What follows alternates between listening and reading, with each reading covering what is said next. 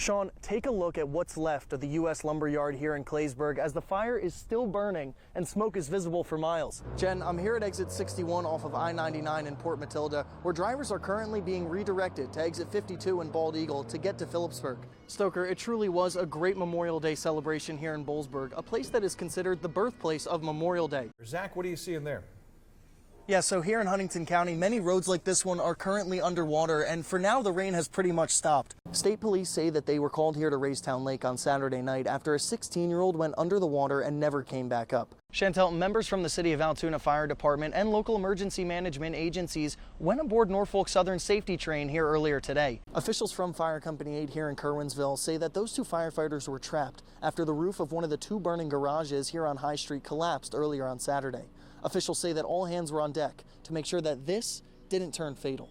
Jen, according to Penn State, the more than $1 million endowment is the first significant gift in the 53-year history of the Justice and Safety Institute. District Attorney Niebauer was asked if there were any witnesses and said, quote, "We have a couple of people we'd like to talk to." Jen, 20-year-old DeAndre McCaslin allegedly told Bellefonte police officers that the devil made him try to kill his sister on Friday night in order to make a sacrifice for his family for all the bad decisions that he says he has made throughout his life. Police say that 43-year-old David Lombardo showed no emotion about his mother's death. Multiple neighbors tell me that it scares them that something like this could happen so close to where they live. Those Eclipse viewing glasses that everyone was wearing only needed to be used for a few seconds here in Center County due to the clouds. Sean, commissioners here in Blair County say that there will be no change to the current day-to-day operations for children and youth services. Zach, what are you seeing and hearing there? Yes, Stoker, multiple families have told me that this snowstorm could not have come at a worse time. Sean, State Senator Rosemary Brown says that Bill 37 still lets drivers use hands-free features such as Bluetooth, but it will also allow police officers to write a ticket. The chancellor here at Penn State Altoona says that higher education enrollment numbers have been declining for the last several years. He says that this has affected them, but they plan to remain a staple here in the Blair County area. More than $40,000 will be given to the Clearfield-Lawrence Township Airport. Zac Kaye talked with the chairman of the Airport Authority about the funding. David Schultz is the chairman of the Airport Authority here at the Clearfield-Lawrence Township Airport and says they had to reach out to the Clearfield County Commissioners for assistance because both the Clearfield Borough and Lawrence Township have cut their annual payments to the airport in half over the last few years.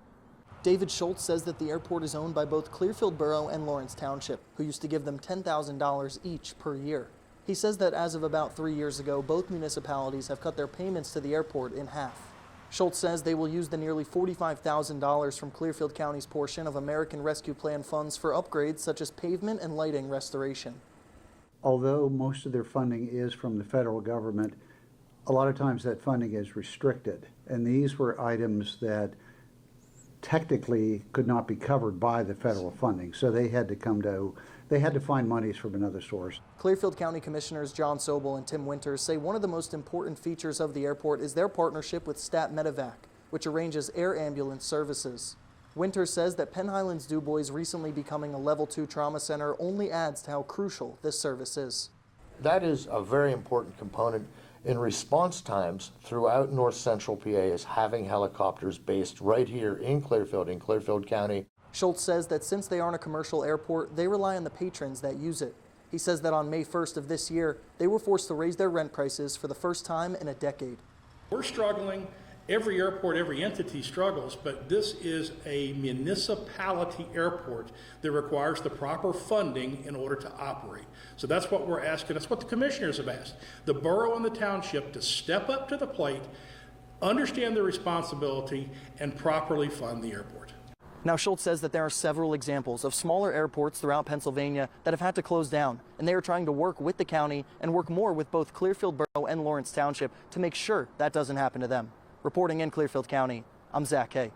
Award-winning broadcaster Bob Costas has close ties to Johnstown. The first professional game he ever called was in this very room here at the War Memorial just over 50 years ago between the Syracuse Blazers and the Johnstown Jets. He stopped back this weekend to reminisce and show his son where he got his start. Bob Costas' voice is behind some of the greatest moments in sports history.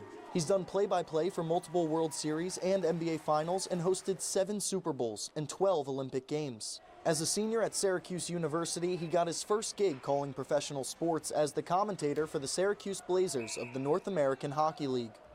I had almost no background in hockey. I'd only been to 2 hockey games in person in my life, but the opportunity presented itself And I went down to the station and gave them a tape of a basketball game I'd done between Syracuse and Rutgers. They were in no position to be choosy. It was only a week before the season was going to start, and they were offering $30 a game and $5 a day meal money on the road. It just so happened that his first game in the booth was the Johnstown Jets home opener in 1973. Costas says it means a lot to come back to the place where his career got started and bring his son with him. It was an important part of my life and an important part of my career. And my son, who now works for the Major League Baseball Network, he has been with me at almost every interesting thing I've done since he was 5 years old. And this is one aspect of my career that he'd heard about, but he'd never directly experienced. Costas says the last time he was in Johnstown was 9 years ago, when the city won the Kraft USA Hockeyville competition and hosted a preseason game between the Pittsburgh Penguins and the Tampa Bay Lightning on NBC, where he was one of the hosts. This time, he dropped the puck at the game on Friday and announced the starting lineup on Saturday night. He says the arena looks different in a lot of ways, but says there are still parts that remind him of when he was there. The feeling of the bowl is exactly the same. The capacity is exactly the same. The press box has not been upgraded. The press box is pretty much the same. But, you know, and some of the people are the same. Some of the ushers are the same. Some people came up to me and said, I remember you from then. So, wow. Costas says he's not sure when or if he will be back in the area, but that it holds a special place in his heart. Reporting in Cambria County, Zac Kaye, 6 News. Monday night's Dubois City Council meeting featured some back and forth between the public and city solicitor Tony Cherry. Incoming council member Jen Jackson told her that she will not have her position come January. All I wanted is change. I want a good city. I want people that are ethical and moral. And you're right. If I'm elected, the first day you will be gone. Jackson spoke about how all she wants is change. She talked about how she is running for council because residents aren't happy about how much the city has been keeping to themselves. This all comes from the ongoing investigation of suspended city manager Herm Supplizio. The Attorney General's office filed 13 felonies against Supplizio, and new court documents allege that city solicitor Tony Cherry kept $93,000 hidden from Attorney General investigators. Jackson says that at the work council meeting last Thursday, Mayor Ed Walsh made a comment that he said too much. You can't say enough. You know, we're taxpayers. We have a right to know what's going on. And that's all we want is the truth. I didn't realize it was going to be such a fight to get it in the city of Dubois.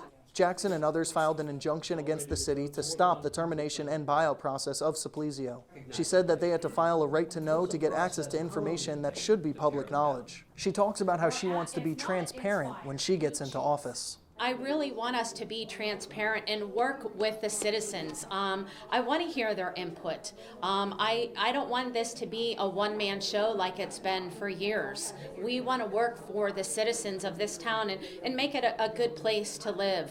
Current council member Pat Riesinger is part of the group that Jackson is running with. He talks about his reaction to the new charges and information that came out last week. I was astounded at how detailed the affidavit was. I read all 48, 49 pages. I was astounded of all the evidence and everything that they have. After the meeting, the council called an executive session to discuss litigation surrounding the ongoing criminal investigation. Reporting in Dubois, I'm Zac Kaye. Just 3 days after one of their teammates passed away after drowning at Raystown Lake, the Bellefonte boys lacrosse team had a playoff game today. Zac Kaye was there and heard from the head coach about how today's game took on a bigger meaning. Although the Bellefonte boys lacrosse team lost here to Selinsgrove on Tuesday night in their district playoff matchup, head coach Rick Johnson says he is extremely proud of this team and how they've rallied around each other following the passing of their teammate, 16-year-old Nathan Dan, on Saturday night. Number 15, Nathan Dan. Before Tuesday's playoff game started, Bellefonte left an open space in their starting lineup for their teammate Nathan Dan, who tragically passed away after drowning at Raystown Lake on Saturday. Before the first face-off, everyone stopped for a moment of silence to honor Dan. Bellefonte was able to get off to a quick start, scoring the first 2 goals of the game. The last couple days have made me extremely proud of these kids. The way they've taken care of one another, not only them, but the community.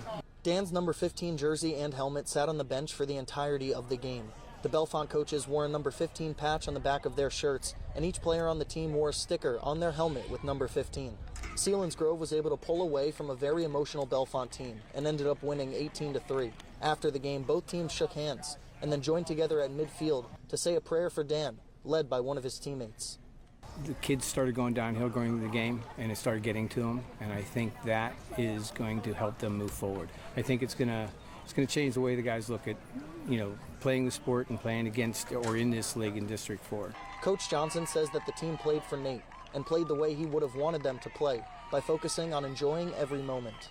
I've been in lacrosse for a while, and it's a different sport. It really is a community sport, and it has constantly been people taking care of one another, helping one another out, and this was a good example of that. According to Bellefonte Lacrosse's Facebook page, the Domino's on High Street in Bellefonte will be donating a percentage of all of their sales to the family of Nathan Dan on June 5th. Reporting in Selinsgrove, I'm Zac Kaye.